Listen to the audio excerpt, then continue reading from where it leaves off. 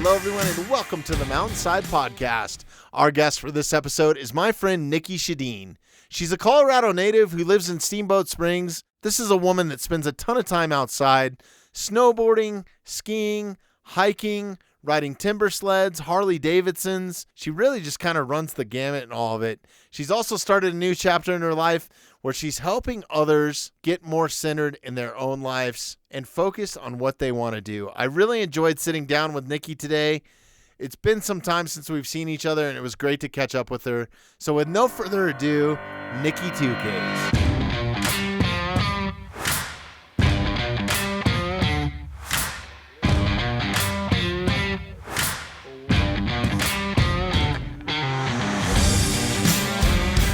Hey, Nikki.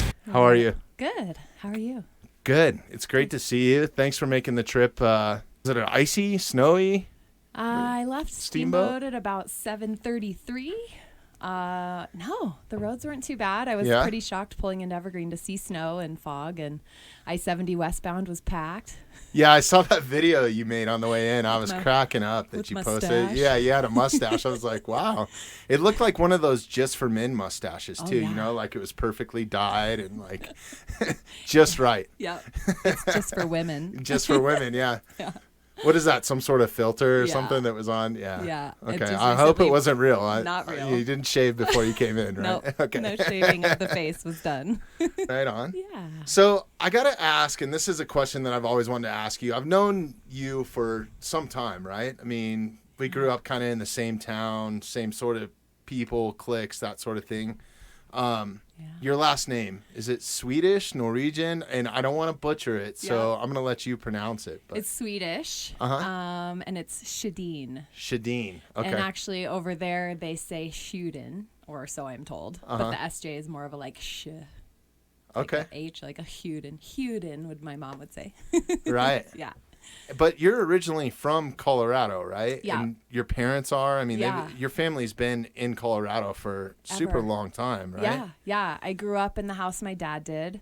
Wow. My grandfather built it over right off of the lake, you know. Yeah. My grandpa was a big part in the phone company coming to Evergreen, and I've just loved hearing the history of what all that looked like, and their original house. So, like, was right before here. there was a lake here and all that sort of stuff, I think probably, that there was like a pond-ish, but the dam wasn't there, like all of that kind of makings of it. And their house was actually down here on Main Street where the phone company, like the ugly ass phone company building they put in. It used to be this beautiful home that they had, and then they tore it out and put up just that like basic bullshit. Right. So that's when they kind of moved over to that way. My parents still live there, so that's pretty amazing. That's so cool. I mean, we kind of share a bond in that sense because my family homesteaded part of, well, basically what you see in Elk Meadow, those old barns, that was part of the family ranch. And then the stone house, which was the Evergreen Chamber of Commerce, was built by family members on my grandmother's side. And yeah, and all my family's still up here. I mean, some of them to the point they just don't ever leave.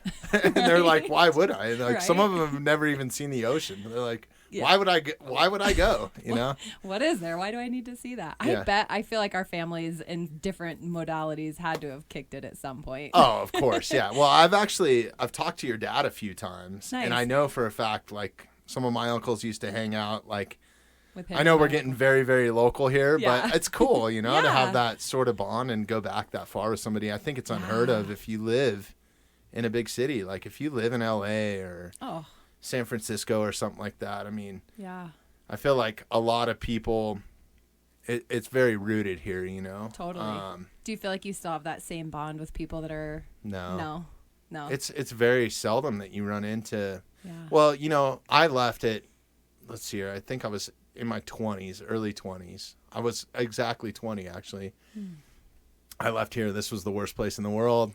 Moved to Hermosa Beach, California, did the whole surf, live on the beach, you know, rock and roll career type thing. And very fortunate I got to do all that, you know. So I was there for a good, like, 20-year stint. And then I was like, as soon as I had kids, I was like, wait a minute, where do I want them to grow up? I don't really want them hanging out on the Strand and doing drugs with all those kids, you know, that are hanging out, the bad kids down there. I mean, there's some good kids there too. But But yeah, I was just like, I kind of want them to grow up play in the same dirt that I did, like have the same experiences that I did, and it made me really realize like how special this place is. Yeah. Until I came back and tried to buy a house, I was like, holy shit, this is expensive, and I'm back in the mountains. Yeah, but it's been awesome. And I don't think I've been all over the world. And, I don't think that I think the mountains of Colorado is just home for me. Maybe it's just I'm partial to it because I grew up here. Yeah. But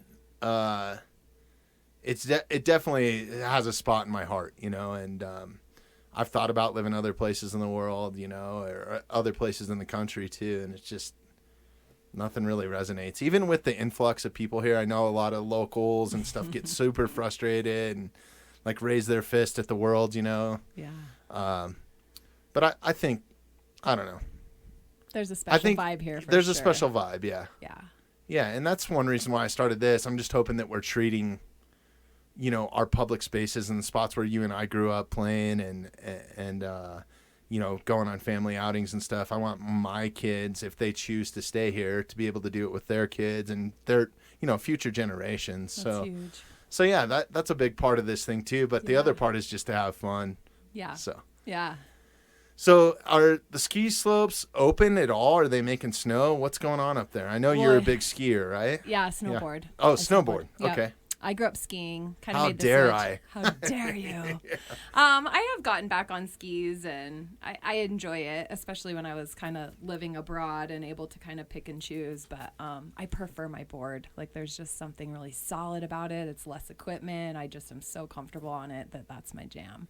Yeah. I just drove by Loveland, and they had their snow guns out. It was cold enough this morning, so that was exciting. It's definitely cold enough. Pretty low, so we have to wait until it's... Yeah, it's actually lower elevation than... It's like 6'9". Where we're at right now? Yeah, okay. Which is wild. It just kind of gets trapped down in there in the valley, and that's why that what a champagne great valley, powder though. hits, and when it hits well. Yeah, no, it is. There it is. It's happening. Oh, yeah. Yep, they're Nice. doing it. Yeah, my mama, she's been teaching at Loveland for 26 plus years. So she keeps me pretty updated with the Loveland stuff. And she posted that recently, too, that I think they've been blowing for a little while. Cool.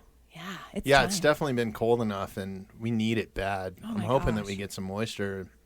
With all these freaking fires we got going on and stuff, it's been pretty gnarly. Have you guys...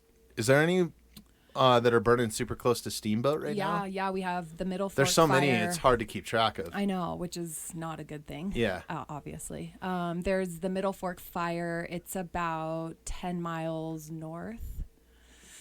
That's pretty close. Yeah, it's close. But it's kind of tucked into the Zirkles, so they say it's surrounded by enough rock and natural features that they don't even really have, from what I understand, a lot of men on the ground because it's dangerous and there's not really anywhere that it can go. So they say. Wow. But I think Jeremy's pulling up a map right now of everything that's burning. Is this like a current map, Jeremy? Yeah, my cousin showed me this. This is awesome resource. It's InsaWeb. And okay. You Google that, and it shows you all the acreage that's on fire right now. Wow. Look at that. Wow. Is that the new one, or is that the... No, that's the one that's above Loveland. Because Grand Lake's burning right now, basically, right? Cameron. This is Cameron Peak. Okay, yeah. And What's then down the Boulder here one? is East Troublesome, and then this is the one that you were talking about, right? Middle Fork, yeah. Yeah. Ugh, yeah. But look at the size of these. Right here. Man. Yeah. That's wild. No bueno. We don't like that. Well, hopefully today, I was really happy to see moisture coming into the Front Range, and then it sounds like Sunday, Monday is supposed to kind of, hopefully we're in that pattern now where we're going to, I don't even remember what rain looks like. We had none this summer. I know. I'm like, what? I saw a show the other day and it was raining. I'm like, oh, what's rain like? I want rain. Yeah, it was wild. Like, normally we would get our monsoon season like in June, and then it came in July, but it wasn't like it normally was, you know, where we just get every afternoon, hammered, we'd have that like hour good rain. One of the best times of year too. It's just like that's awesome. Cold raindrops, the smell. It's like you can't get that anywhere else. Like if you go anywhere else in the country, like when it rains in Texas, it's just miserable. Like pee. Yeah, it's hot. No offense to their Texas listeners down there, but it's just because that grass, like dry grass and rain, isn't so glorious. Exactly. Yeah. No, it's a pretty special time. I love that time of year here. I love all the seasons here. It's hard to beat. I do too. Yeah. Yeah. So snowboarding, what are you riding on this season? So I've pretty much always been on a Never Summer. We got boards through TBS, which was an old school local. It's still there, but it's been through a few different owners right there in Dumont. Do you remember that shop? Yep. Yeah. So we got hooked up by the owners for Never Summer, and it's just ever since. I've tried different boards, and I always go back. Last year, I finally got on a legit powder board, which is their Swift, and mind blown. I mean, I always was like, it is what it is. It's a Never board, Summer, if you're listening, I'm a big fan of your products too. So Never Summer. Yeah. If you need a girl to rep. No, just kidding. Exactly.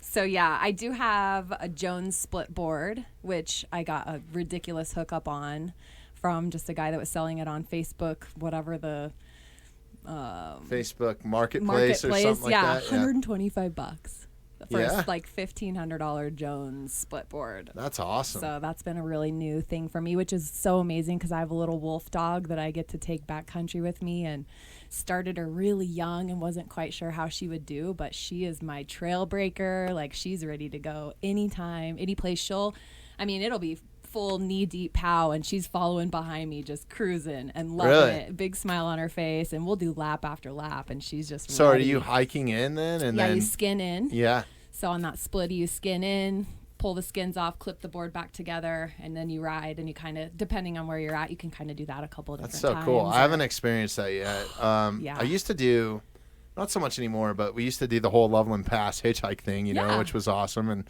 for people that don't know, you would basically jump in the back of somebody's truck, and there was always some extracurricular stuff going on too. But then you'd ride to the top of Loveland Pass and then snowboard down, and people would build jumps. It was like a high school party is what it was, basically. Yeah.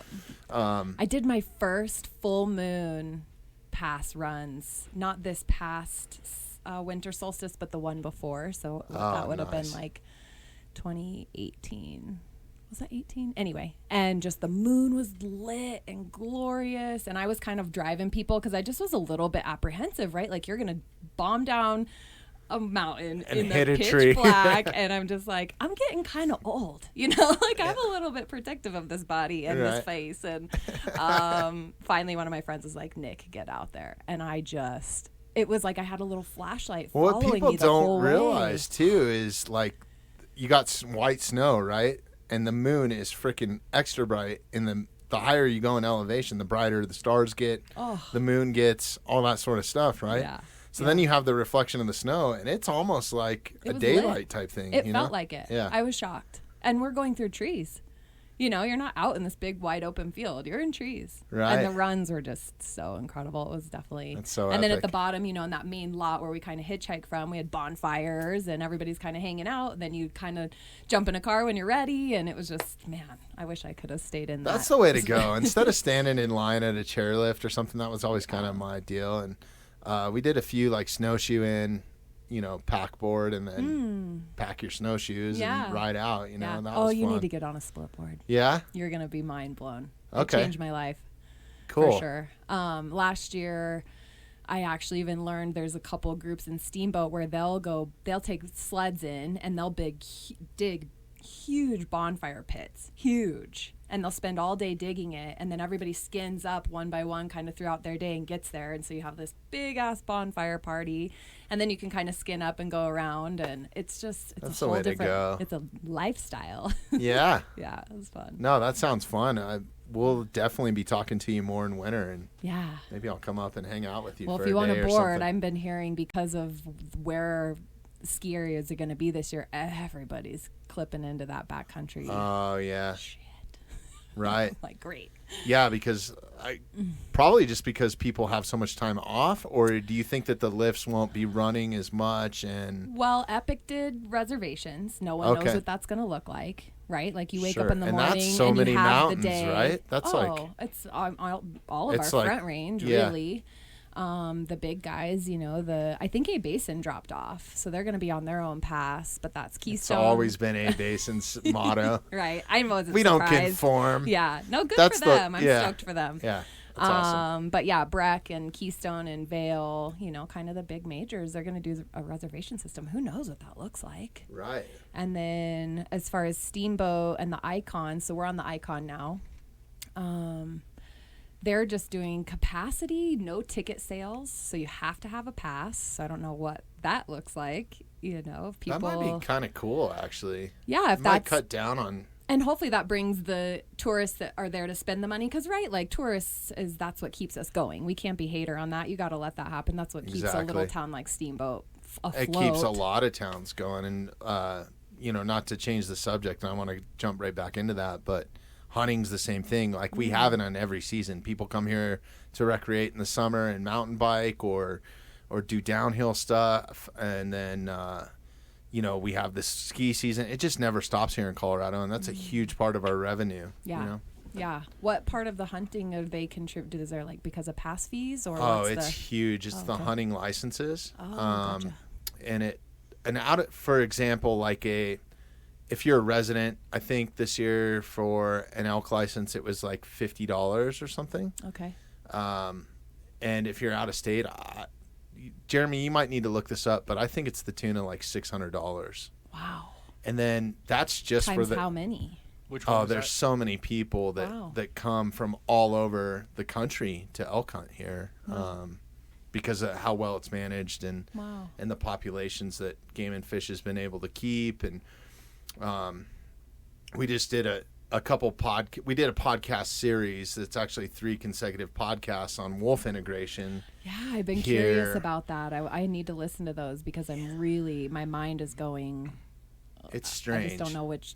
If you're hiking in the backcountry, you want to listen to it. Yeah. Yeah, okay. exactly. Seriously? Yeah. Or no? Yeah, no, you do. Yeah. Okay. It's a big deal. But we've beaten that up lately, so I don't want to go down that path too much. I want to talk about you. Cool. But yeah, go and listen to those. They're super educational. We've had a biologist on that worked in Game and Fish for 40 years. Wow. Super knowledgeable. That was the second part of the series. I think that was episode 24. And then the other 2 are really informative too. People that work on the legislative side of it.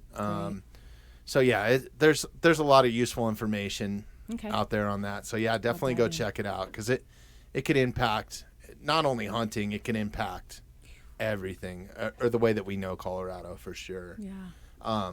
So yeah, I think it's super important to educate yourself on that, especially before you vote on it. And we're not a politics podcast by any means. That's not why I started this at all. But this kind of just came up at the right time, and nobody was really covering it. There's so much going on in the world right now with COVID and the presidential election and all this stuff. I just felt like it was kind of our duty to have a voice in it and figure out and learn. And I learned a lot during it. There was stuff that I didn't know. So awesome. I think wolves are very cool animals. They're incredible animals. I just don't know if Colorado's the right spot for them. So yeah, go check it out. But sorry, back to what were we talking about? Skiing, snowboarding, splitboarding, mountains. Yeah, ski mountains. We were talking about revenue. But anyways, there's a ton of tourist money that comes here. Yeah, whether it's hotels, restaurants. Yeah, they're buying hunting gear. They're buying skis, snowboards. Yeah, it's a huge part of our state. Right, and right now it's the safety issue and people being concerned with how people are treating it because if your state operates differently and you come here, I mean, I don't have any answers on anything that's going on, but Colorado's been really strict. Routt County has been so strict from the beginning. I mean, it has been like to the T. So then we get people coming there and making a big stink about having to wear a mask in the grocery store and things like that. So it's like that balance between like, come here, but respect our space. Sure. Follow the rules. It's not hard. Put a fucking cloth and on your Routt face. County is where the city of Steamboat is in, right? Yeah, the town of Steamboat's right. Town of Steamboat, yes. Yeah. So I think they're trying to find that beautiful balance between like getting people, keeping the ski area going. I did hear that they're only hiring back like 50% of their employees at the mountain. And I don't know too because ski areas contract with people internationally. So I don't know if that's also a passport situation where they could only get so many people back, which Sure. in my opinion, I'm like, hopefully that will give some locals maybe a better opportunity for a job and keep things a little more local. Or I don't know what the cafeteria situation's looking like. My mom said that Loveland's going to be kind of a brown bag type thing where you can come in and use the bathroom, but it's not a hangout lodge. Like your car's kind of which is funny because I've had a group of friends up there just that I've rolled with for so long, 6 snowboard dudes, and they've always called it their car bar, right? So it's like, probably because it's like, we don't want to spend the money at the bar, so let's get down to the car. And so now it's like everybody's going to be car barring, and it'll be kind of interesting to see. But I bought a pass. I live right there. I'm glad they didn't do the reservation thing because there's days when I'm like, ooh, I have a couple hours. I'm just going to pop on and get some therapy, right? Like I don't have to really be confined to a specific schedule, but I need those times to be like pretty flexible. So I hope that it's open like that. And I'm not trying to be there on a Saturday usually. Yeah, that's or a one holiday. thing that locals don't do, right? No weekends. You're not finding me there then. Forget about it. Yeah. It's crazy. We did a trip with the family. We did a family trip last week because of my daughter's birthday is coming up, and we went to Cheyenne Mountain Zoo. Mm-hmm. You ever been there? I've heard cool things. Oh God, you got to go. Yeah, I urge anybody that's listening to this, or if you're visiting Colorado, go check that place out. That place is always packed. Total amazing zoo. I mean, it's on the side of a mountain, so it's not like you're just walking on flat concrete the whole time. And the enclosures, there's a lot of interaction with the animals, and you get a lot closer than you'd probably want to with some of them even, which is really cool, I think, and it's an awesome place to be set up, but they're strictly on reservations. So we made reservations maybe 2 months ago or something. It was that long of a waiting period. Wow. Got our tickets, went, and we had the best time. Nice. There was, I think it was like a third capacity.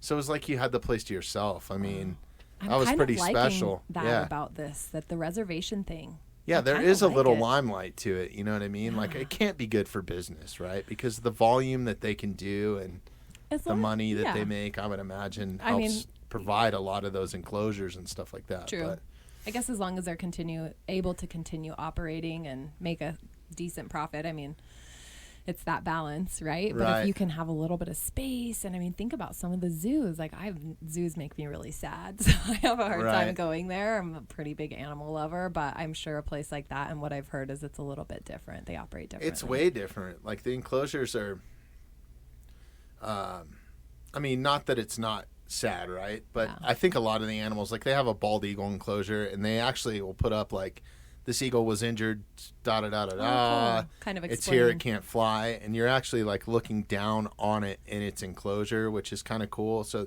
there's all these different perspectives because it's on the side of a mountain. Yeah. And then they have, like, the grizzly bear enclosure. It's huge. Like, sometimes you go in there and you can't even see the animals because they have that much space to roam. Nice. And I feel like because it's on the side of the mountain, it's a little bit, but kind of the same thing. It's rehabilitated bears. Or, bears that couldn't return to the wild or whatever it is. And it's just cool. There's a sky deck that you have to walk up to get to it, and it's expanded metal. And I want to say it's like 4 to 6 stories. So you're actually looking through the expanded metal, and then you're on the side of a mountain. So it feels like you're 100 feet in the air. Like, you'll see little kids just frozen to the handrail, like white-knuckled, like, you can tell who's afraid of heights whenever you go up those stairs. Let me fall in there. So there's all kinds of cool stuff like that. Nice. So I definitely encourage anybody to go check that out. Yeah, I can handle that. Yeah. It's like the Denver Zoo where they're like hot and look half dead, and you're just like, oh that's my a totally God, different what experience. Is this? Yeah. This is so wrong. Yeah, I've been to some zoos all over the country, and some of them do it right, but there's nothing like that zoo in my opinion. Cool. Get off the zoo subject here. Sound like the zookeeper. Good stuff. Yeah. So steamboats passes only. Mm-hmm. So did you purchase a pass then? I'm sure living there, right? Yeah. They even lowered the rate to I think I paid $6.99. Oh, that's awesome. It was a no-brainer. Yeah. I'm like, yeah. Yeah, especially now. So has COVID messed with you and your schedule? I know that you're starting a new business adventure too, and I want to get into that here in a minute. But has that freed you up a little bit to where you're working more from home, or? I've worked from home for 15 years. So I'm totally in that grind already. Right. Thank goodness, because I think transitioning in this time would have been really hard. And I know that a lot of people mentally struggled with that, with all of a sudden I'm home and I'm working and I'm balancing all of it. And I'm also really blessed that I don't have any kids. And, you know, I have this great little condo up there that's just my space and me and my dog. And yeah, so not really in that sense. And insurance was pretty quiet, to be totally honest. I did have a couple of clients have to close their businesses. So of course that's loss of business for me. And, you know, I never really had a client call and have it or have any situations, and everything that I got from my insurance carriers, they switched everything on that anything COVID related was covered at 100%.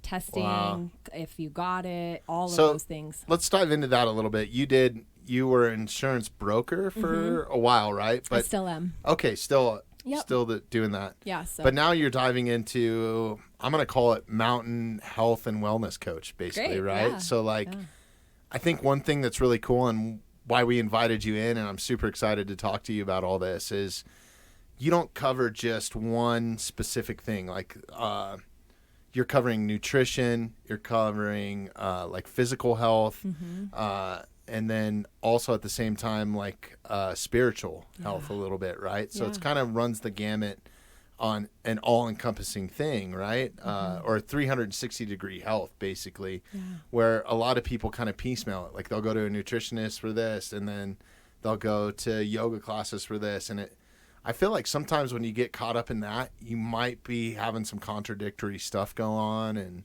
I think you should really look at what you want to do to recreate and then train around that and get your mind right around that. You know, all that sort of stuff is like kind of having a purpose or a goal. And that's one thing that having somebody that's coaching you that's 360 degrees, like this is what you need to do diet-wise, this is what you need to do health-wise to be stretched out enough to accomplish this goal or whatever, right? Yeah. And that's kind of where you're at. Yeah, that mind, body, spirit is everything for me. Cool. And mentally, you know, everybody needs that support. There's not one person I know that doesn't need a little bit of mental support. Yeah. And probably some of us especially don't right even now realize it. Like it's this, like, and I hope that mental health is coming around a little bit, as to not be this like, don't talk about it. And, oh my God, you go to therapy, you must be such a broken human. And therapy in a sense has changed my life. I hired a coach last year. That was, I mean, I have invested more money in myself this year than ever. And thank goodness, because I feel the best I've ever felt.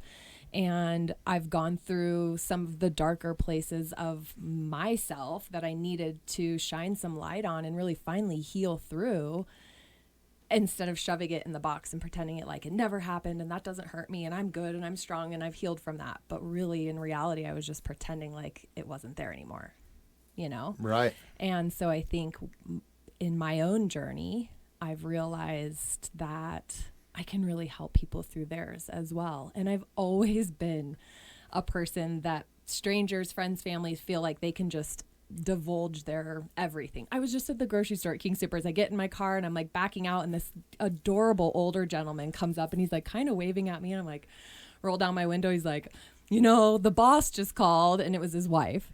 And he's like, my boss just called and she's telling me all these ingredients I need to get. I forgot my dang list. And I'm just like, okay, sir, like, have a great day, you know? And he just felt comfortable enough to, then that's my life, like everywhere I go. And so I've had this insurance career and it's been incredible, and it's given me the opportunity to do so much and have so much freedom. Now, like, there's this calling, and in like yoga, we call it dharma. Like, that is your purpose, and I'm finding my purpose, and it just makes me feel so lit.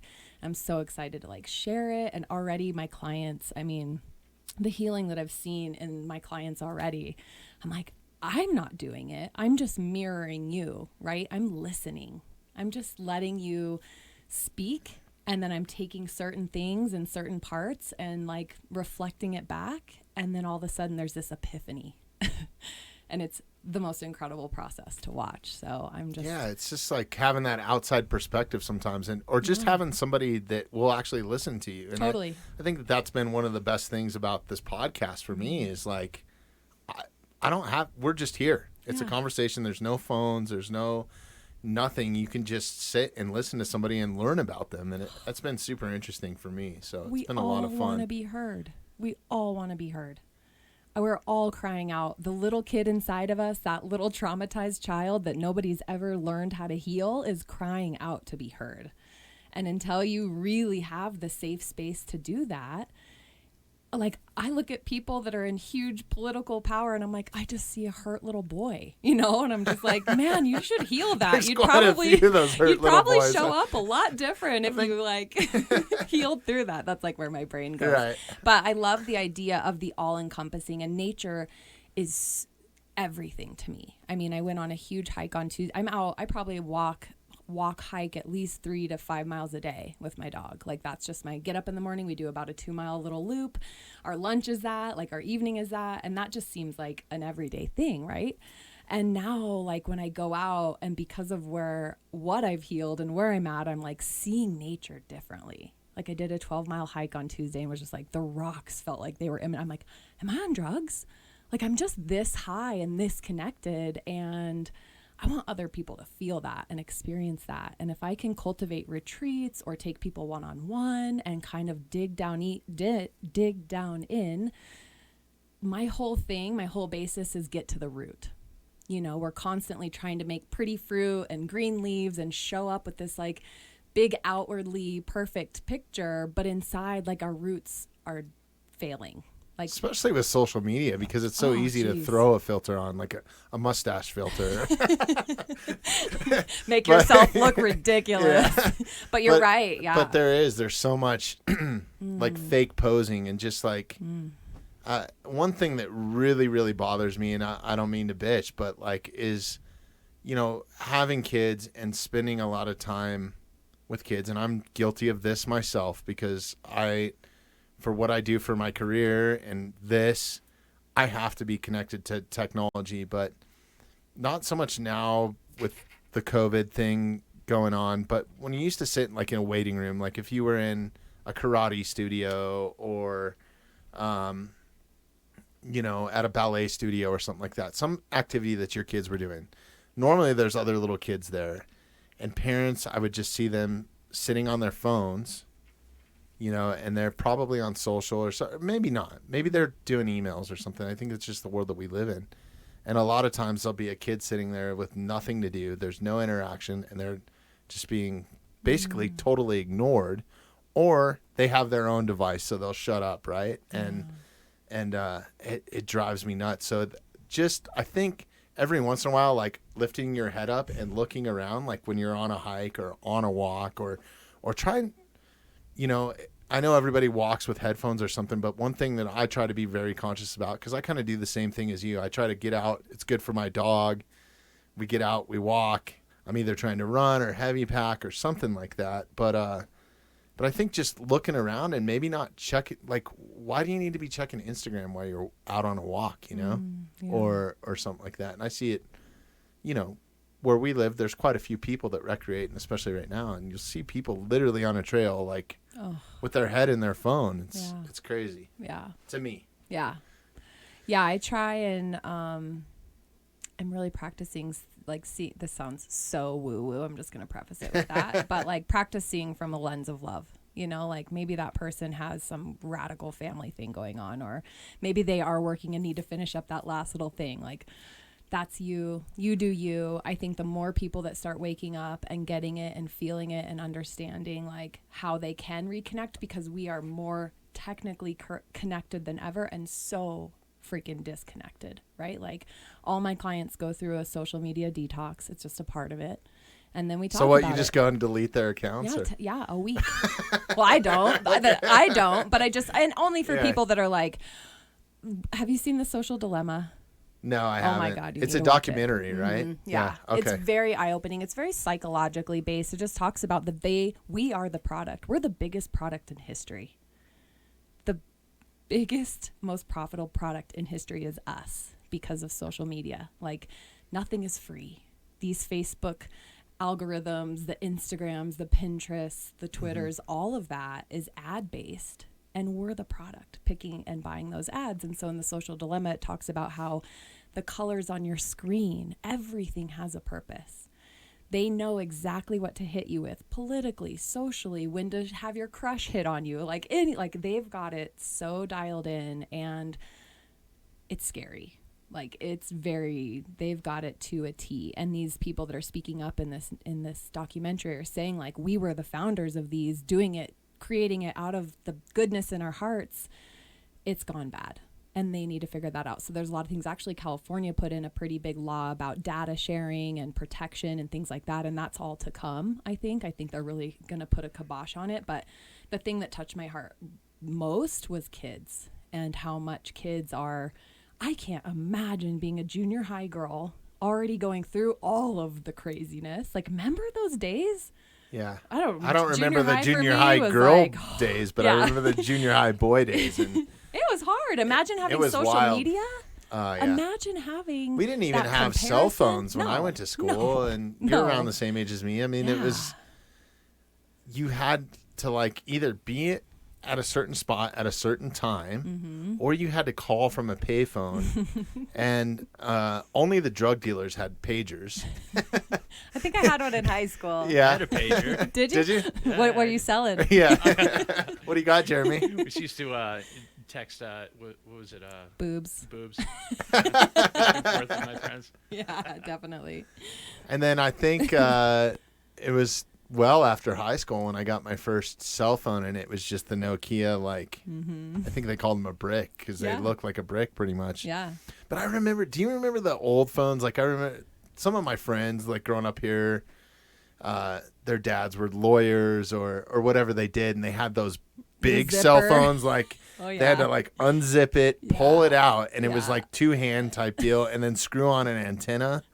Jeremy, like see if you can find out. Like $15 a minute. Yeah, and I always remember Arnold Schwarzenegger like talking on one in the movies and stuff. I definitely had that there's phone. the Nokia. Remember the phone that you had to hit the button a few times to get to the letter, like, because it was like ABC on one. Oh, right, for texting. Yeah.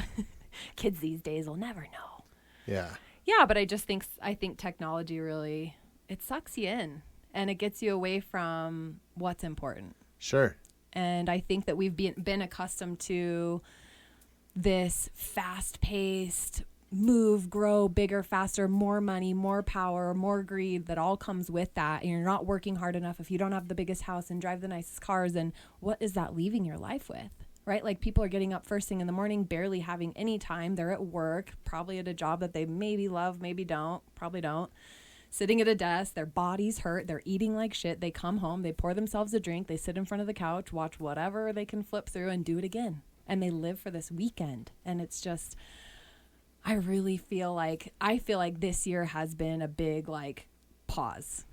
Hold on. It's definitely been a reset for a lot of people. Let's really analyze what this looks like. What is your daily grind? And what's important to you? Sure. And I think a lot of people have found their creativity too. I mean, we wouldn't have as much success with the podcast if I didn't have all this free time, and I didn't have Jeremy, sitting behind the wall over there keeping me in line. Jeremy's life falling apart. Oh, no. As well. Don't do that. No. We got a coach here, Jeremy. We can get through this together. I got you. Yeah, can you get me hired all the time again? Yes, actually, I can. Whatever But you yeah, need. there's so many people that are my friends. I had a previous career in music and the music industry, and there's so many of those people that have been around that, and maybe they tune guitars for a living, right, and handed them off and packed them up at the end of the night. But some of those guys are making music now, and they're letting their creativity out because they're like, fuck, we got nothing to do. And they're making amazing stuff, like rock star quality music. Rad. It's pretty cool, and if it's not that, maybe it's painting or playing piano, or they're picking up learning different languages or whatever, right? So I think that's a little bit of silver lining in all of this, Yeah, and I'm not trying to bypass that there was devastation. Oh, I'm not saying, like, without a look doubt. at it with rainbows and sunshine and everybody's doing great. It's definitely that without dark there isn't light. you know, you have to find that balance and you have to see both sides. And I truly believe that we were just on a hamster wheel that was going too fast. Yeah, it really was. It was hard to keep up for sure. Yeah. I think for anybody. And, you know, it's crazy. Are you familiar with Aubrey Marcus? I think we touched on this just before the podcast. No, but I'm super interested. Well, he's part owner of one of our sponsors here, and I'm not going to turn it into a commercial for On It, but go check it out. On It has some amazing stuff, and Aubrey is one of the, I think he's a co-owner or one of the founders, co-founder of On It. But he does all this crazy stuff, and he's got his own podcast. And Jeremy, maybe you can look that up so we can give Aubrey a shout out. But it's basically, Aubrey just looks at life totally different than any other human being that I've ever encountered. And I was actually listening to one of his podcasts just a couple days ago, and he was talking about, he goes on all these retreats. And whether it's through DMT or hallucinogenic drugs, psychedelic drugs, he does all these spiritual retreats to kind of reset himself. Well, this last one that he did, it was like total darkness or something. So he went to some place in Germany that's called the Dark Forest, and it's like in the middle of nowhere. And he went to the specific shaman there or whatever, and he stayed in a dark room for, I think it was 7 days. Wow. And he was like, the spiritual reset that I had, and like, it's mind blowing. Like, just go listening to it. Wait, And how long? He's not a crazy guy. In a dark room for literally a week, 7 days. Wow. God. Yeah. I mean, people are giving him food. Like, what's the... Yeah, I mean, you had the normal stuff, but Yeah. you had to do everything in the dark, right? Wow. So he was like, I've done just about every natural-based hallucinogenic drug that there is, including DMT, all this different stuff that he's into, and keeping his body in shape. And it was just kind of talking about, like, you know, I walk around feeling pretty good, but I didn't realize how much I needed that reset until I was actually in the dark room, and all the different stuff that I went through and the visions that I had. And Wow. it's wild. Wow. But he's a great guy to check out, Yeah. just for some different perspectives on life, for sure. Yeah. I'm not encouraging everybody to go do what he does. Yeah. And I don't think I would do half the shit that he does, but pretty amazing stuff. And that's one thing I love about On It, is they're so outside the box on a lot of their supplements. Like their brain supplement, Alpha Brain, is huge. And they have a lot of other ones that are naturally based supplements, like Shroom Tech and stuff like this, to help build energy and stuff like that. Awesome. And they really work. Awesome. And not only are they a sponsor, I use their shit all the time. It's Nice. awesome. Good yeah, stuff. I'm looking forward to checking it Yeah. out. Yeah, I haven't really done the DMT adventure. I've never really tripped mushrooms to the point of that with an intention. You know, I've Sure. tried it back in the day, and I think that it was like in a party mode, but I would certainly like to Yeah, there's definitely two ways to experience that, right? Like be out in the woods and kind of be guided and do it in more of a spiritual energy type practice, because I know that it's definitely life-changing. I mean, the things that, I mean, you would probably know better than I would, but I haven't really gone down that path. No? You know, I'm curious about it. And I've had some experiences with DMT in the past, and it was definitely an eye opener for me. And it felt like hours went by, but it was literally like 15 minutes or whatever it was, you know. is that usually how long it is? It's pretty. I think so. It's pretty short. Yeah. And I don't know. I'm no expert on it. Like, go listen to Aubrey or something if you Okay. want information on that. And Doesn't that make you go, what? Just. so our from brain my is so understanding, and complex. like I said, I'm no expert, and I'm not saying anybody should go and do this. I think you should definitely do your homework and do it with somebody that's experienced in it. Sure. But from my understanding, there is a natural chemical, and I'm going to screw this all up, but it's, I don't know what DMT stands for. Can you look that up, Jeremy? I'm totally butchering this right now. This is a dumb guy talking about smart stuff. But anyways, it's dimethyltryptamine. I'm going to dumb it down for everybody. Dimethyltryptamine. Okay, yep. And this is a natural chemical that is basically runs through your brain supposedly when you're on your deathbed, or when people see the white light, or this rushes through your body basically, and Produced in the it's pineal gland. yes, it's supposed to take you to the other side basically of life. Wow. And it definitely does that for sure. I mean, it is a hallucinogenic mind trip, and you come out of it with some clarity, which is strange. Yeah. I have a friend of mine who has become somewhat of a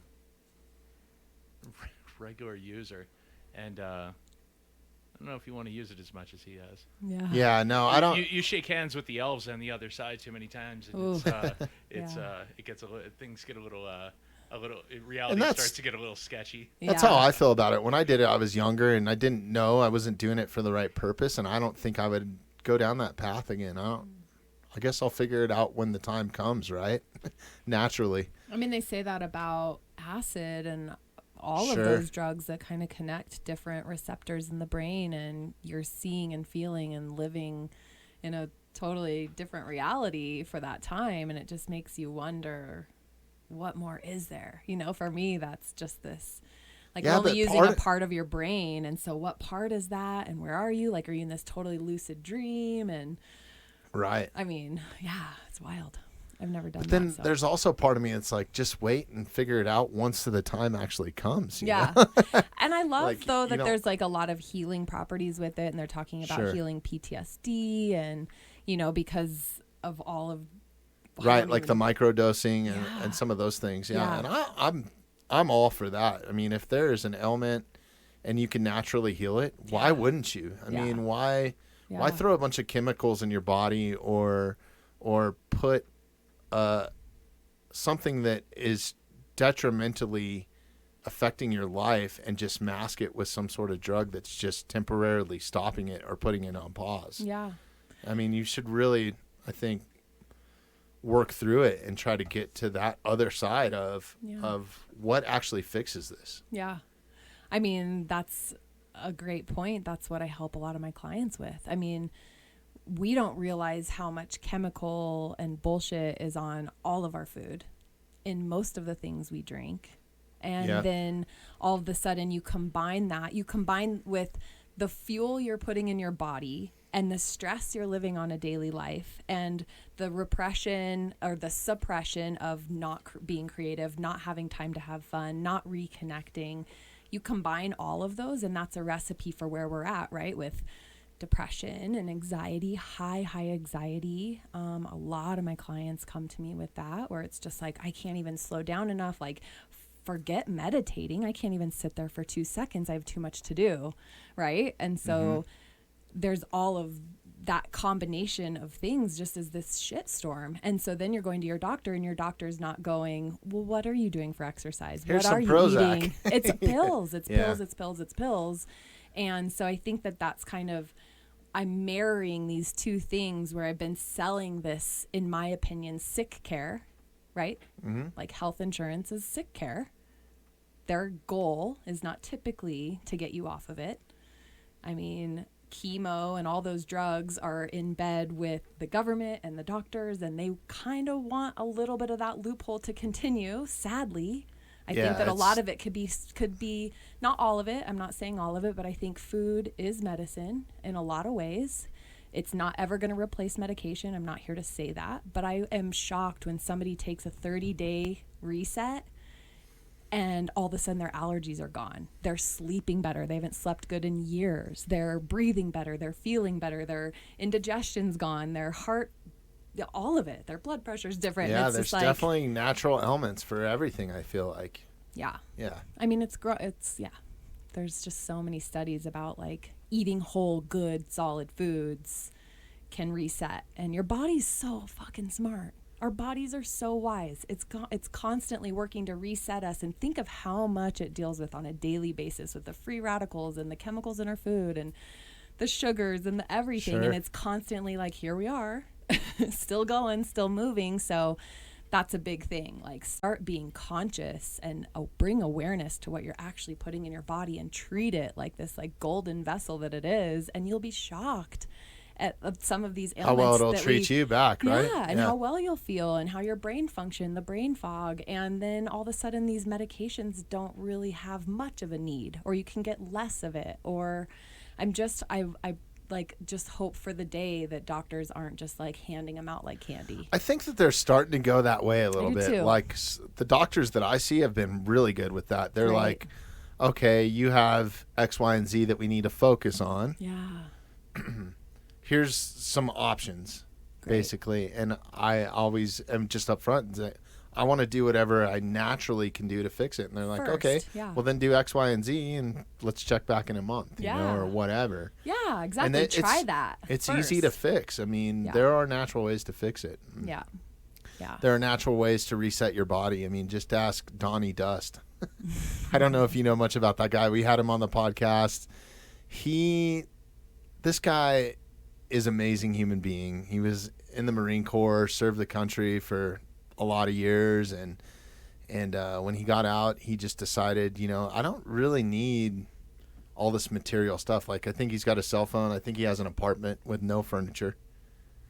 Okay. And he literally goes and lives in caves. He's like a caveman, a modern caveman, and he's been on a couple. Was he on Alone? Alone, okay, yeah. I just saw him. My brother turned me into that. He was just up in Steamboat. He's like, you got to check out this show. And we were both just glued to it. Yeah, we did an episode with Donnie. Super cool guy. I can't wait to have him back. And definitely follow his Instagram page. But he makes like his own arrowheads. And like he eats all this, like he harvests and was it Forage Colorado is another great one. But he forages everything from that you can find in your backyard here living in the mountains. It's amazing. And survives off of it. And he'll go out for months at a time. And he teaches people that too, you know, which is really cool. Yeah. So, yeah, I think that there's a lot of different ways that you can reset or heal. And I think it's just kind of finding your path and finding a coach like you or Donnie or somebody like that to kind of guide you, right? Yeah. Yeah. So you're not tripping yourself. Totally. And just being humble and saying, like, this was my first taste in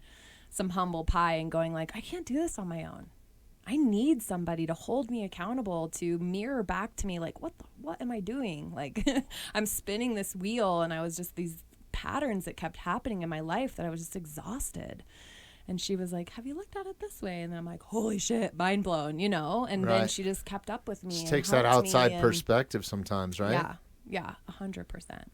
Well, that's awesome. I'm excited for your new adventure, and you got to keep us up to date on what works. Yeah. I'm sure you can give me some coaching at some point. I'm always doing something wrong. Just ask my wife or Jeremy or any of these people. I mean, it's not right or wrong. Yeah.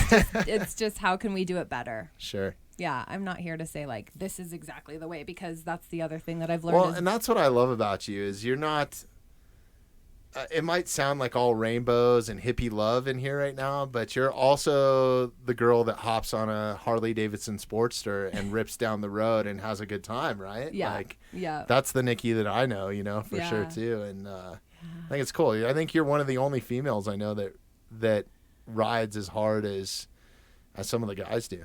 Nice. Yeah. I appreciate that. Thank you. Yeah. Got to keep up with the boys. Yeah. Do you still have your bike? Are you yeah. still out on it quite a bit? Yeah. Spend some time on it this summer? Yeah, I got a new one when I moved back from New Zealand. I wasn't looking, and I sold everything to go and was kind of coming back into this minimalist, like, okay, what do I actually need? And my uncle called me and he goes, I've ran into a friend at the good old Evergreen at the post office, and he's got this bike. I'm like, dude, no, I don't. I'm like, I don't. He's like, come look at this bike, Nick. Like, I swear. And so guy opens the garage, and I was like, oh my God, stunning 100-year anniversary bike. So it was the 2003 Sportster, this periwinkle blue, stunning bike. It had 320 miles on it. Really? And I was like, oh, this guy's going to want like in the 6Gs, And so we're chatting and I sit on it. I mean, the handlebars, it fit me. My feet touched, usually that's like. A lot of people make fun of people that ride Sportsters, but yeah, anybody that knows about Harleys and dirt bikes and anything like that, a buddy of mine has always said they're like switchblades. They're fast and deadly. Yeah.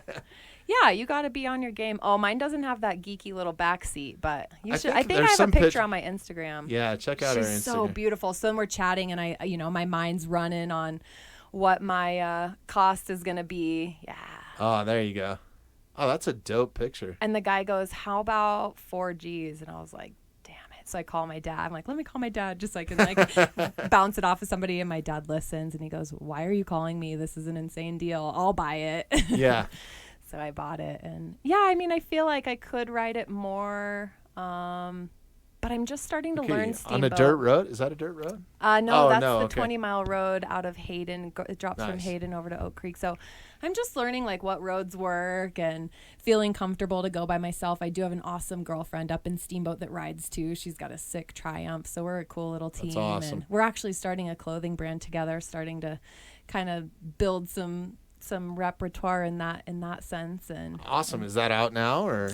We're getting there. So it's going to be t-shirts with awesome sayings that make people smile. Like I have this shirt that says you're doing great. And every time, and that's a saying I say all the time. Right. And when I wear it, people are like, they just smile immediately. And I love that feeling. So I want to build off of that. And we have like a ton of really great sayings, but it's going to be called No Bro Goods. Okay. So we're pro-fem, not anti-men. We're not trying to be like that hardcore about it, but we just want this like, bro as in Karen. Like, don't be a Karen, bro. Sure. Calm down. That makes sense. And then our goal is to have like women-specific outdoor goods because there's not really a lot of that. Like Patagonia has a line or Volcom has a line, but there's nothing like specific that fits well, that feels good. We are all about texture and giving back and trying to do sustainability. And it's going to be a little bit pricier because of that, but it's going to fit and feel really good. So that's kind of the long-term goal. Wow, that's awesome. Yeah. Another adventure, huh? Yeah. Just all over the place. That's great. Balancing a lot of balls right now. Yeah. In the air. So I got to ask you, I think I recall you used to ride dirt bikes though, right? Yep. Like so. Yeah. And I encourage anybody before they go out and buy a Harley or something or ride a street bike, like learn on a dirt bike. 100%. That's the way to go, right? Oh my God. And in my Harley training, so how I got hooked up with Harley is I did their billboards. Oh, nice. I got signed to contract and do as like a model? Or? Yeah. Okay, that makes sense. Yeah. Yeah. So I had a couple billboards around Denver, which was really fun. And they required me to have my license so that I could ride in their charity events and actually really rep their bikes. So I was like, great, I've always wanted my license. And I get there and we have these dinky little Triumph street bikes. And I was like, this is so perfect for me. And because of my dirt bike, that counterbalance feeling and me knowing like gas it out when you're in trouble, like just when in doubt, gas it out. And towards the end of your training, you're in this rectangle box and they make you do a figure 8. And I was the only one that stayed in. I was like, yes, I got this. But that was all that. I mean, I'm sure too, because I was smaller. Some of these guys brought these like insane street glide bikes to try and train on. And I'm so like, crazy. Dude, this is the worst bike you could have brought. Well, that's what I don't get. Like these guys with the forward controls and all that stuff. Like me growing up on dirt bikes, it was always your stability is when your feet are underneath you. It's like trying to snowboard in a chair. You know what I mean? Like, yes. Or ski sitting down on a chair, and still have the same mobility. You just don't have it. If your feet are underneath you and your knees are bent in that prone position, think about how much more agile you are than when you're in a lazy boy, right? So God. You know what I recently... It's so scary. I don't think... I had one bike when my daughter was born. I had grown up with bikes, pretty much always had a bike. I think there was maybe like a year stint there where I moved to California where I didn't. So I went back as soon as my daughter was born. I was like, okay, I'm going to get a Harley again.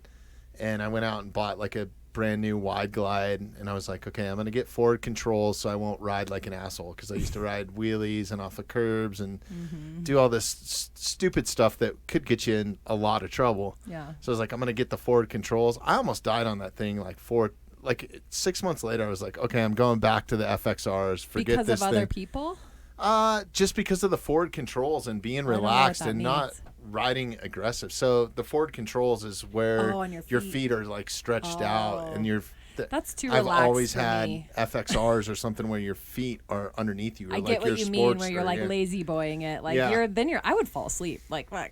Exactly. Now they got cruise control and all this shit. So once you hit the ditch, you just keep going. It's kind of crazy. There he goes. We used to have these old school cruise controls when we'd ride to Laughlin or Sturgis or something like that, and it was literally just this little piece of metal that clipped onto your throttle. Oh my God. So you'd roll your throttle back and push that forward, and then your front brake lever would hold the throttle Oh, open. Jesus, that So you had to sounds so like push it dangerous. for you. Yeah, it That wasn't sounds very dangerous. good, but you could That ride is one- one-handed and look cool. Yeah, you're like, here we go. Yeah. That is one thing. I mean, my hand's definitely holding that gas. Like, you have to take a break for sure. Yeah, You get that like throttle pump, what did they used to call it? Like forearm throttle burn. Throttle pump. Yeah, throttle pump. I recently, was it 2 winters ago, had an experience with getting to race timber sleds.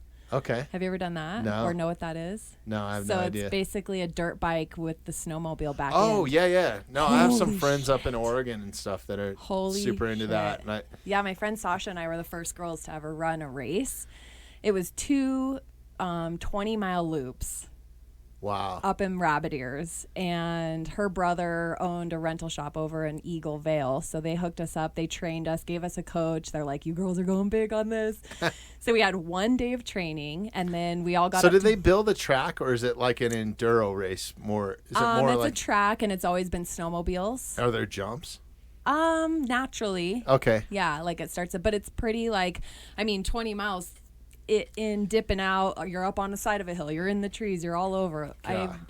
There was a couple of times I wished I would have had a GoPro just to hear my commentary, because I was like, I would scream and I'd yell at myself, and then it was just, I couldn't pick it up by myself. So that was the whole thing. I'm like, just stay up on it. Don't eat shit, because that was the scariest part. But it was a 450F. Oh, so yeah. How do you recover when you ditch one of those out? You wave down a teammate. And I'm trying to think of like if you ditch like snowboarding or skiing in powder. Yeah. And how exhausting it is, and then trying to pick up something that's hundreds of pounds. Yeah, forget it. I mean, you definitely need help. There was a couple times when I would be crashing, and this was probably really stupid, but I'd stick my leg out and have my foot up on the tree. So I'm like, okay, and I'd like recover, and then I'd just like, okay, gas it out, like here we go. And that thing was so fast and so fun. Like my second lap of the race, I didn't fall once, and that was the biggest, best thing ever. It was just, man, those things look are so much fun. fast. I would love to ride one of those. So fast. So that's what they call them, those timber sleds. Timber sled. I think that might be the kit. Okay. Yeah, that's the kit.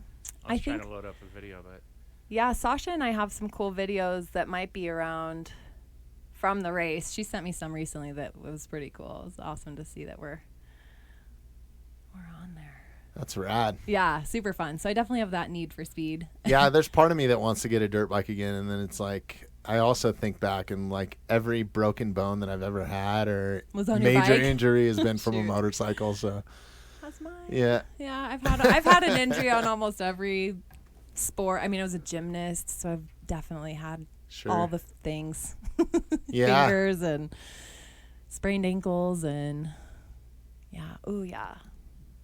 So fun. So are you going to be timber sledding it all this year? Or? I don't know. Yeah. I don't know. I would love to. I mean, I don't want to buy my own. I don't want to deal with it. Yeah. I don't have a truck anymore, so that the whole I don't have a man to take care of all that stuff. So I'm like, but I think I can still rent one from them and kind of do a fun little day. It was intense. I don't think I knew what I was getting into, to be totally honest. Like I kind of blindly went into it, and I'm glad I did. I think that was an ignorance is bliss moment where I was like, sure, I'll do a race. That sounds great. And then in mid race, I'm like, what the fuck am I doing? How did I get here? Gas it out. Yeah, no, those look super fun. I got a buddy of mine, shout out to Ryan Funderburg, up in Bend, Oregon, and he does all these awesome GoPro stuff, and he's got a KTM, I think, that's all outfitted. And those guys, they look like they have a lot of fun. Yeah. It looks cool. Yeah. I always loved, me and Jeremy just went to Grand Junction. What was that, 2 weeks ago, or is that 3 weeks ago, Jeremy? That was 2 weeks ago. Yeah. And did you ever ride dirt bikes out there at all? Oh, yeah. So awesome. I mean, So just awesome. the big, it's like God built that place, or whatever the creator is, or whatever, built that place specifically for dirt bikes, because it's just like big natural jumps. Yeah. No huge rocks. There's no trees in the way. It's just like you're driving along and you're just like on the highway and you're just looking at like, look at that jump over there. And it's just a natural thing. Yeah. Yeah. So that place is so cool and special. And that made me want a dirt bike again. What were you Jeremy on? was thinking about buying one on the way back. Were you on mountain bikes? Thought about it. What were you on a few weeks ago? Oh no, we went out there to record a podcast okay. actually. So all this gear breaks down and we're able to travel with it. Sweet. So if somebody can't come to us sometimes, we'll go to them depending on who they are. Bobby Buena Vista. Right. $450. Wow. Okay. I don't know, dude. That might be something that we have to do. Yeah, let's do it. I see him whenever I drive past. You should make a note of that. B&B. What company is this that you're on? This is. Oh yeah, that's who we raced for. I wonder if our photos are on there. RMAR. They're out of. Hey, so we should hit them up. We'll all go out there and record a podcast and. I know. Rep I'm them pretty out, sure the same guy is still my friend's brother. I think he sold his piece of the partnership, but I think the guy that's still running it's super awesome guy. Awesome. What's the website, Jeremy? It's rmar1.com. Okay, cool. Shout out to those guys. You can. I'll send this to him and be like, let's race. Let's get this on. No, that looks fun. Interview me in the back of an ambulance. Yeah. No, don't say that. There's no ambulances don't go up there, bro. Helicopters do. Choppering out. We could do our first podcast from a helicopter. This is your first lesson in manifesting your own destiny. Picture yourself being super successful, going big, going fast.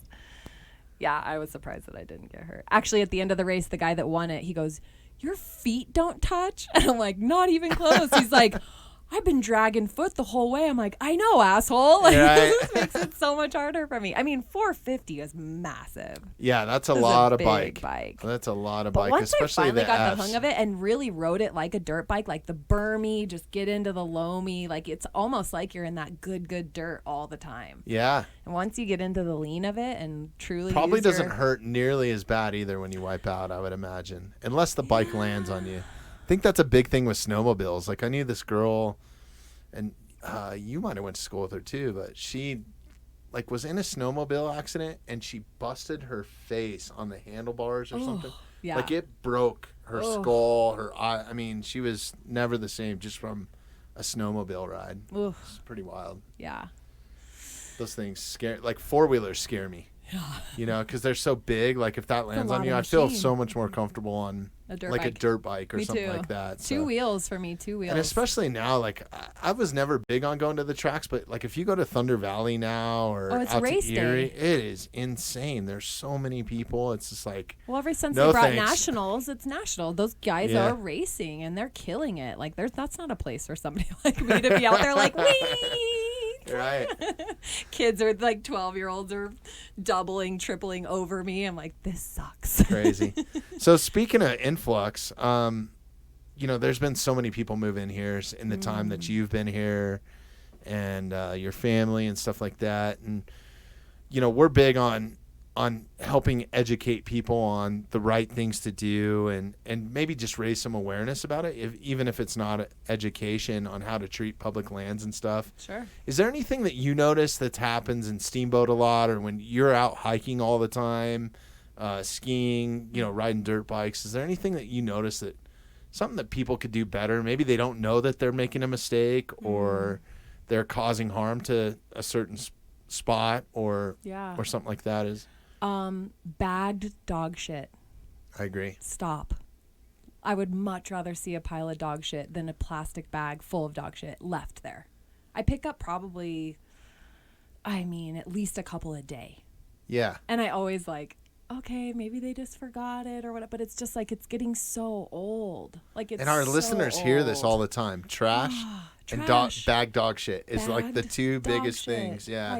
That's why Evergreen, the dog park, shut down. Did you ever go up there? There was actually people started bagging it, and then one person set their dog shit somewhere, and then all of a sudden there was a pile of 50 bags of dog, and there's a trash 20 feet up. It's what in the world? Plus those aren't biodegradable. Now I did finally find dog bags that are decompostable. So it's that new material, that they're doing. Yeah, but who wants to see that when you're out No, but I'm just saying the whole thing, the plastic dogs poop and all of that sucks. But then I understand the courtesy of cleaning up your dog stuff and all that. Literally and correct me if I'm wrong, but isn't dog poop going to just dry up and end up going back into the earth anyway? So as long as it's off the trail, is there a bad, I've tried to research. I think it is. Yeah, it's not good. It's not good? Okay. No. So There is some invasive stuff that happens to other species from it. So like I know like if you recreate in any of the parks here in Jefferson County, they're big on pack it out. Okay. And even if it's human waste, right? Because true. they want you to pack it out. Whatever's in our But I still think a plastic bag is way worse. Yeah. For sure. Yeah. Well, not if there's nice people who are going to pick it up. Yeah, right. Me, I'm the poop fairy. It's an easier So handle. sick of picking up other people's dog shit. I call myself the poop fairy. I'm like, here I am at the end of the hike with 5 bags of dog shit. Yeah. Like, and I'll keep doing it, and I'm trying to not let it annoy me because that's just. Well, it's gotten to the point where I actually take a special bag, so I don't have to carry it. Right. So I'll just take like a grocery bag, and I know that that's another plastic bag to deal with. But we at least don't have those in Steamboat. Oh, really? No it's all plastic. paper? It's plastic free. Okay. Not That's wild. Nice. Yeah. So great. That's cool. But yeah, no. And then you pick them up and you're constantly putting it in that? Yeah, put them in that and carry it or, clip it to the dog leash or whatever. It's not hard. It's not that hard to pick it up. So. I know that if it's a 1 in, 1 out trail and I'm definitely coming back that way, and I'm not perfect. Like there's been times where like my head's somewhere else and I'm like, shit. Right. Then like literally, either you go back, shit. shit, and you either go back or you're going to be back again, or hopefully my karma of picking up 6 bags yesterday will help me with this. So I get that there's again like acceptance and sure. Not trying. I don't think people are intentionally like, oh, I'm going to leave this here. But there's so many. Yeah. Like I really do think that there's some people that think, oh, I bagged it in the bag that was provided at the bottom of the trail. Somebody picks it up. I think there's people that think that there's like a ranger or a person. And there is not. And there is not. So there's that. And trash. Like I'm a micro trash picker upper. My friends make so much fun of me, but I have a bag. Like even just the littlest stuff. Sure. Like I'm constantly just picking up. There's just trash everywhere. And again, and I think if everybody just did that, you wouldn't see it as much, right? Yeah, and I think the other thing is pulling up to campsites this summer because camping got so big, because we couldn't fly, because Colorado's badass for camping, like pulling up to a campsite and seeing the fire pit full of glass and trash. That's still littering, like just take it out with you. Like you brought it in, take it out. Yeah, it's pretty easy to shovel out. So like I don't want to burn your glass. I don't want to burn your trash. I don't want to deal with your shit. Yeah, exactly. Take it with you. Exactly. Yeah, the trash thing. And obviously fires. Like we're in a big scary situation with fires. I think fire safety needs to be really blown up. Whether that's social media, maybe people take a class on how to camp and build fires appropriately. I don't know. I don't know what that answer is. That's really hard to do because all it takes is one little cinder to go off, and look at how many of these. I'd be curious to see how many of these fires have been started by cigarette butts on the highway, so. That kills me. And they're saying like dry lightning. Like I know there's some environmental stuff that's going on, but that is a natural cycle, but humans definitely add fuel to the fire all the time. Yeah. So. Isn't it interesting that for so long the indigenous people have been like controlled burns, like this is how we've stayed on the land for so long, this is how you treat it. Like I think we need to get back to respecting the people that have known for way longer than we have, like how to take care of it and listen. Exactly. And understand that they get it and they're trying to help preserve it just like we are or think we are. Sure. And there's other natural ways to do, there's ways to do that's without burning, right? Like just clearing a forest a little bit or allowing some sort of logging to come in. I'm not saying commercial where they cut every tree, but thin it out a little bit, and you see like Evergreen's been pretty proactive with that, especially lately. I think that they have a full-time wildland fire crew. Wow. And if they're not fighting fires, they're out like clearing just right here on 74. Yeah. They've been clearing all kinds of stuff. And I heard that in California they were letting like jail prison mates come out and fight fires and kind of help with that process too. I don't know if that's like a full thing. It's like if we cleared it a little bit. And I think I wonder if they'll put them to work with that. I just drove over Wolf Creek Pass. Yeah. Was it like Monday? And that beetle kill just as far as you can see. And it's just that's not good dead. Either. Yeah. And especially with all this going on, like how do you even control that? It's as far as you can see. Just dead. Yeah. Dead, dry. Don't you think that's why the Grand Lake one? I mean, Grand Lake's always been known for its beetle kill. I feel like that was just a spark waiting to happen, and it's so scary and so sad. But that's such a beautiful spot right there too. It's like one of my favorite spots in Colorado for sure. Yeah, I have a good family friend who have a cabin up there. And do you know the Boones? Yeah, they own Boone's Family Sports, right? Yeah. Shout out to the Boones. Yeah. And Evergreen Brewery. Yeah. And they're just rad. But they have my brothers helped build it. My dad helped. My mom helped. Like, it was a total family thing. And I talked to her the other day, and they're just fingers crossed that, she's like, literally every house on the other side of the highway has burnt. And we're just, it's any second now that thing could go one way or the other. And just, my parents were evacuated for the Evergreen one. Were you also? Yeah. Oh. And when it gets that close, my dad's going, I have 4 generations of stuff here. Right. Like, where do you begin? Yeah, no, I know when we were leaving, I actually stopped and talked to your dad and your brother and just make sure that they were cool, and some of the other neighbors on the way out, and we loaded up what we could. Yeah. But there wasn't really a whole lot of time. It was crazy because you could see the flames from the house, I was like, okay, time and to go. how deceiving, because on the map, it actually wasn't as close as it felt. No, but you could see flames over there, like where Three Sisters Park is at. It was basically the next mountain over, and you could see the flames. And I guess the that wind's can go blowing fast in your face. You're like, oh God, this sucks, Oh my gosh. So, yeah. But yeah, I guess that's all kind of part of living wherever you live. You're going to deal with some sort of natural disasters, but I think we don't fuel tornadoes and shit. Yeah. You know what I mean? Like, humans don't do that. So fires, I feel like there could be a lot more prevention done. I think we need to look at that pretty heavily. I think I just think respecting the environment in general, like, stop making it political. Yeah, exactly. Like, this is our home. We have one. Why not? My question always has been, why not err on the side of taking really good care of it, and then we win even more, instead of like, it's not that bad, it's not that bad, it's not that bad, until it's really bad. And then what? Like, why? Why has this become such this, like, well, you're obviously a Democrat if you think the environment needs help. And it's like, no, I'm just a human being trying to live in a really beautiful planet. Exactly, yeah. Make that part of it stop. That drives me nuts. And that's one thing that drives me nuts about the wolf thing and some of the other, stuff that's happened. Why have we made so many things political? Why can't we just make it about existing as humans together, coexisting? Right. And relying on experts that we already pay and employ at a state level that are telling you this is what bad. is good and what's bad. This is my job to know. And instead of going around them and trying to bully them. your way in, or something like that. So No. So yeah. Well, what's next for you? I know you have all these adventures and stuff. What are you focusing on? What's the next big thing? Yeah. Coming into the holidays, so this right now is my really busy time for insurance. I have about 600 people that re-enroll between November and January. Wow. So I really have to hunker down. And I'm probably going to hire an assistant and just bite the bullet this year just to have somebody, because I have so many things going on. And then I'm launching a new coaching program at the beginning of the year, where I'm going to be taking 20 people through a 90-day reset, basically. And it's going to be pretty alcohol based, just on helping people understand their relationship with alcohol. And so it's going to be a drinking party, or an we're going to drink for 90 days every day for as much alcohol as you can drink. I'm packing right now. It's going to be awesome.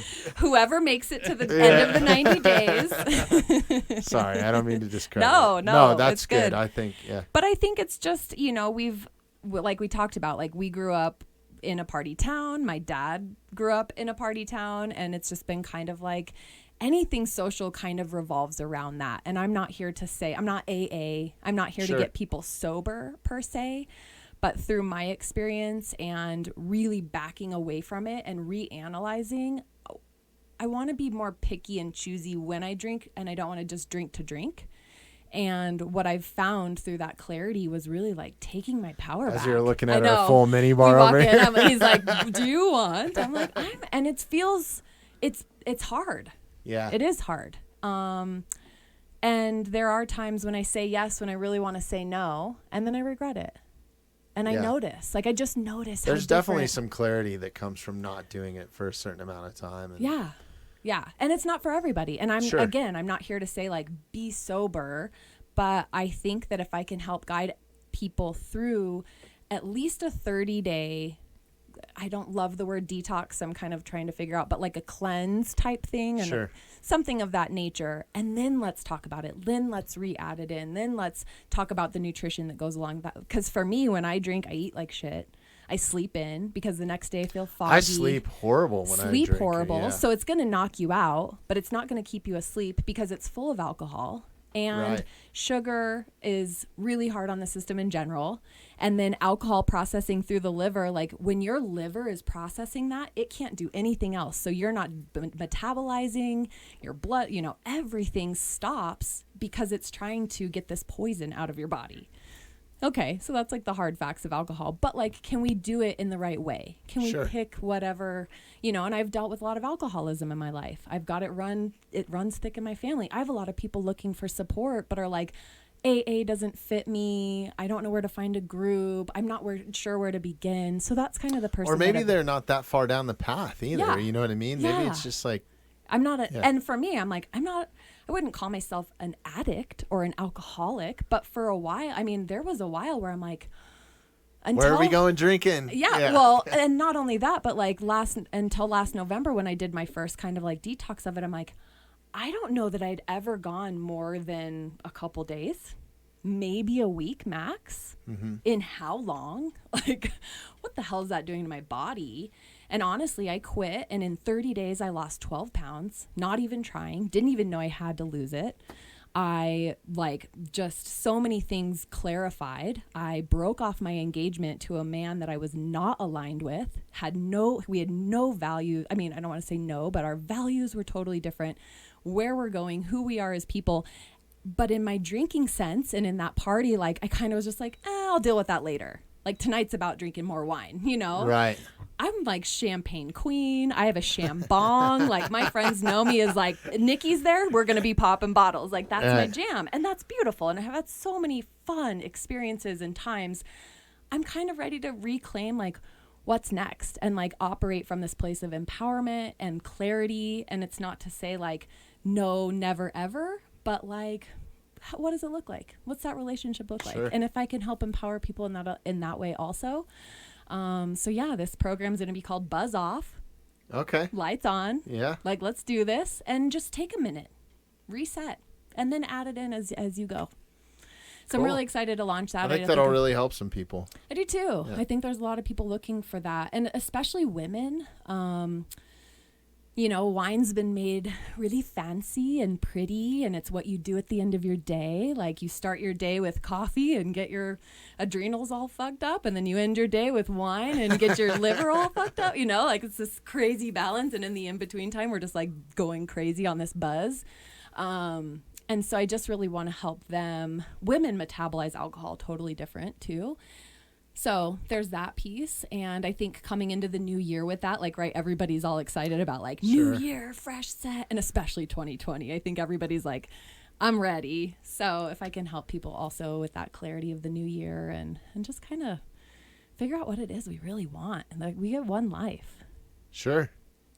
Yeah, no, I think a lot of people just get stuck in the rat race and they let it slip by, and I think time is your most valuable thing. So I think if you can figure yourself out, you will live a more fulfilled life. Yeah. That's my opinion. But generationally, you never know who you're going to help. You never know who you're going to inspire. And honestly, if I was drinking through this pandemic, I don't know where I would be. Sure. I think really there's don't. a lot of people that it's affected heavily. I do. So I know. I think this is a perfect time for what you're doing. Really appreciate that. Yeah. So we're coming up on our time. Yeah. It flew by. It was great seeing you. We want to have you too. back in the future I too. would So love that. definitely stay in touch with us. Yeah. And before we let you go, where can people find you? If they want insurance, how do they get a hold of you? If they want life coaching type stuff or health and wellness type stuff? Yeah. So my insurance is Elevation Insurance. You can hit me up on Facebook, which is just my name, Nikki Sjoden. And then my website's going through a lot of I am trying to really dial in like what these names look like, right? And I'm really finding this evolvement of what the coaching practice looks like and what to even call it. But right now it's empowered by 2Ks, which is my nickname, so Nikki 2Ks. But the website's empowered by 2 and then the KS. Okay. So you can find me there. And then my Instagram handle is Ms. Tukes, MIZTUKES. Awesome. Yeah. All right. We'll add some links to that too in the show notes so people can find it easily too. Just open the show notes, go in there. There should be some links. Cool. We'll put some links on our website too. So right on. thank you so much for your time, Nikki. Yeah, I appreciate you. you making the trip and keep in touch. Yeah, definitely. Jeremy, you good back there? Yeah, dude. All right.